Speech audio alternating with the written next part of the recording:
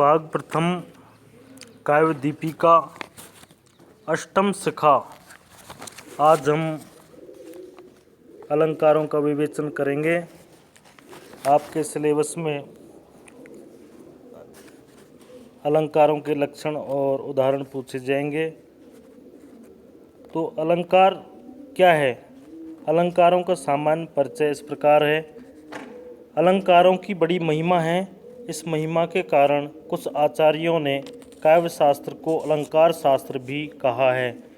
काव्य मीमांसाकार राजशेखर अलंकार को वेद का 7वां अंग कहता है।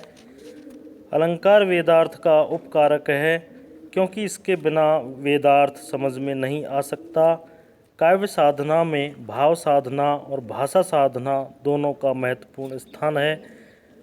भाषा ज्ञान के अभाव में कोई भी कभी सफलता प्राप्त नहीं कर सकता।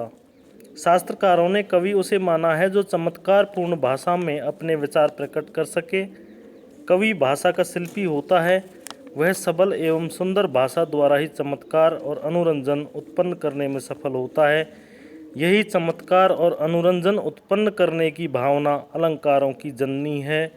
अलंकार उसे कहते हैं जो शोभा को अलंग अर्थात पूर्ण करे। काव्य के सौंदर्य साधन संस्कृत के 6 प्रमुख संप्रदायों रस, अलंकार, रीति, वक्रोक्ति, ध्वनि और औचित्य में से अलंकार संप्रदाय और वक्रोक्ति संप्रदाय काव्य में अलंकारों का प्राधान्य मानते हैं। कुछ आचार्यों ने इन्हें काव्य का अनिवार्य अंग माना है। उनका मत है कि जिस प्रकार आभूषण रमणी के सौंदर्य को द्विगुणित कर देते हैं, उसी प्रकार अलंकार भाषा तथा अर्थ की सौंदर्य वृद्धि के प्रमुख साधन हैं। इन आचार्यों के कुछ विचार इस प्रकार हैं। वनिता का सुंदर मुख भी भूषण के बिना शोभा नहीं देता। न कांतम अपि निर्भूषम विभाति वनिता मुखम। भामह आचार्य ने इस प्रकार बतलाया है।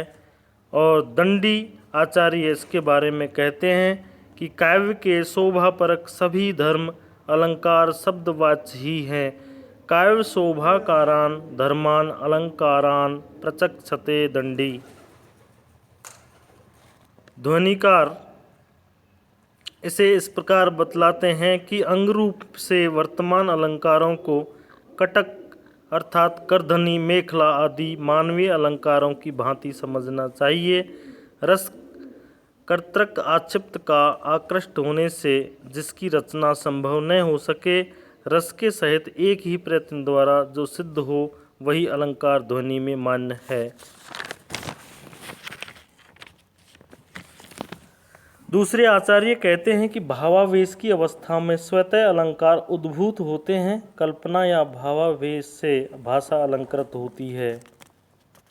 आचार्य विश्वनाथ इस संदर्भ में कहते हैं कि कटक कुंडल की भांति अलंकार रस के उत्कर्ष विधायक हैं। दूसरे आचार्य कहते हैं कि गुण शोभा के कारण हैं और अलंकार शोभा को अतिशयता देने वाले या बढ़ाने वाले हैं। तो इस प्रकार काव्य वैसे भी काव्यात्मक या कलात्मक होता है, लेकिन जिस प्रकार कोई रमणी सुंदर होती है लेकिन फिर भी अलंकार पहनाने से और भी अति सुंदर हो जाती है, उसी प्रकार काव्य में यदि अलंकारों का प्रयोग हो तो वह अति रमणीय और सुंदर हो जाता है। इसका उद्गम और विकास इस प्रकार है कि किसी ने समानता बताकर अपनी बात को रोचक ढंग से कहने की प्रवृत्ति अनादिकाल से ही रही है। प्राचीनतम वैदिक साहित्य हो या अन्य साहित्य, अलंकारों की उपस्थिति सब जगह दिखाई देती है। इन अलंकारों के जो भी ग्रंथ लिखे गए उनमें प्रमुख आचार्य हैं भामह। इनकी प्रतिष्ठा अलंकार शास्त्र के प्रथम आचार्य के रूप में है। भरत मुनि का नाट्यशास्त्र यद्यपि प्राचीन है, तथापि उसमें अलंकारों पर स्वतंत्र रूप से कुछ नहीं लिखा गया है। भामह का काव्यालंकार 6 परिच्छेदों का ग्रंथ है, जिसमें इनका वर्णन है और भेद बतलाए गए हैं। आचार्य दंडी इनका शास्त्रीय ग्रंथ काव्य आदर्श है। इसका आश्रय लेकर अलंकार शास्त्र पर कई ग्रंथों की रचना हुई। काव्यादर्श में 4 परिच्छेद तथा 660 श्लोक हैं, जिसमें अलंकारों के बारे में बतलाया गया है। काव्य का लक्षण, विस्तृत भेद, वैदर्भी तथा गौड़ी रीति, 10 गुणों का विस्तार आदि के साथ अलंकारों का भी वर्णन है। आचार्य उद्भट ये कश्मीर में महाराज जयापीड़ की राजसभा के सभापति थे। इनका समय 776 से 813 ईस्वी है। इनका ग्रंथ काव्य अलंकार सार संग्रह है। इसमें 41 अलंकारों का 6 वर्गों में विभाजन है। आचार्य वामन, इन्होंने सूत्र शैली में काव्यालंकार सूत्र लिखा। इस ग्रंथ में कुल 5 परिच्छेद या अधिकरण हैं। आचार्य रुद्रट, इन्होंने 16 अध्यायों में काव्यालंकार का निर्माण किया, जिसमें 11 अध्यायों में अलंकारों का वर्णन है। ये कश्मीर के आचार्यों में सुप्रसिद्ध हैं। आचार्य भोजराज, इनकी रचना का नाम सरस्वती कंठाभरण है। इसमें 5 परिच्छेद हैं और 2 में अलंकारों का वर्णन है। आचार्य मम्मट, ये ध्वनि मार्ग के आचार्य माने जाते हैं। ध्वनि विरोधियों के मत का खंडन आचार्य मम्मट ने इतने सुचारू रूप से किया है कि उनके अनंतर किसी को ध्वनि का विरोध करने का साहस न रहा। आचार्य रुयक, राजनक रुयक आचार्य मम्मट की परंपरा में एक प्रामाणिक आचार्य हैं। इनके प्रौढ़ ग्रंथ का नाम है अलंकार सरस्वः। इसमें 86 सूत्रों में 75 अलंकारों तथा 6 शब्दालंकारों का पांडित्यपूर्ण प्रदर्शन है। आचार्य अप्पय दीक्षित, इनके ग्रंथ कुवलयानंद में जयदेव के चंद्रालोक का आश्रय लेकर अलंकारों को समझाया है। यहाँ 24 नए अलंकारों को जोड़कर इनकी संख्या 133 तक पहुँचा दी गई है। आचार्य पंडितराज जगन्नाथ, इनकी सुप्रसिद्ध रचना का नाम है रस गंगाधर। ये अत्यंत प्रभावशाली कवि तथा आचार्य थे। इनकी रचना तो अधूरी है, परंतु इन्होंने जो कुछ लिखा उसे सोच विचार कर पांडित्य की कसौटी पर कसकर लिखा है। आचार्य विश्वेश्वर पंडित, इनके ग्रंथ का अलंकार अलंकार कौस्तुभ है। इसमें अनेक पूर्व आचार्यों के मतों की आलोचना है। इन्होंने विस्तार के साथ अलंकारों के भेदों का निरूपण किया है। अलंकारों के भेद इस प्रकार हैं। शब्दार्थौ सहितौ काव्यम के अनुसार शब्द और अर्थ दोनों को मिलाकर काव्य कहा जाता है। अतः अलंकारों का वर्गीकरण भी मुख्य रूप से 2 प्रकार का है, शब्द अलंकार और अर्थालंकार। जहाँ शब्द के कारण अलंकार की स्थिति हो वह शब्दालंकार तथा अर्थ पर आश्रित अलंकार अर्थालंकार होता है। यदि पर्यायवाची शब्द का प्रयोग करने पर अलंकार की सत्ता न रहे तो वह शब्दालंकार ऐसा माना जाता है, क्योंकि यह अलंकार मुख्य रूप से उस शब्द पर निर्भर है। अनुप्रास, यमक, श्लेष आदि शब्दालंकार हैं।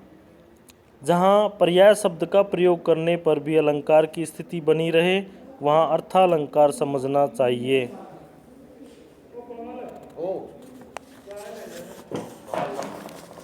तो हम प्रथम अलंकार ले रहे हैं। इसके लक्षण उदाहरण आपको परीक्षा में की दृष्टि से महत्वपूर्ण है, जो पूछे जाएंगे और इनके लिए नंबर निर्धारित हैं। तो प्रथम अलंकार है अनुप्रास। अनुप्रास अलंकार का लक्षण आचार्यों ने इस प्रकार दिया है। अनुप्रासः शब्द साम्यम वैषम्येपि स्वरयस्यतः,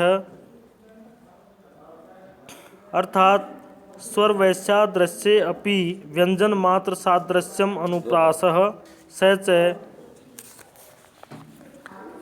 रसनानुगुणो वर्णानां प्रकर्षेण न्यासः। हिंदी में लक्षण इस प्रकार है। कविता के किसी चरण में स्वरों की विषमता रहने पर भी शब्द व्यंजन की समानता को अनुप्रास अलंकार कहते हैं। इससे शब्द में नाद सौंदर्य तथा संगीतात्मकता की दृष्टि होने से वह चमत्कारपूर्ण तथा शोभा विधायक हो जाता है। अनुप्रास प्रथम शब्दालंकार है।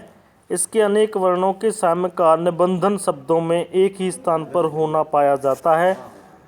अनुप्रास शब्द का अर्थ है अनु अर्थात अनुगत, प्रय अर्थात प्रदृष्ट, आस अर्थात न्यास अर्थात रस भाव आदि से अनुगत जो वर्ण विन्यास है वह अनुप्रास है।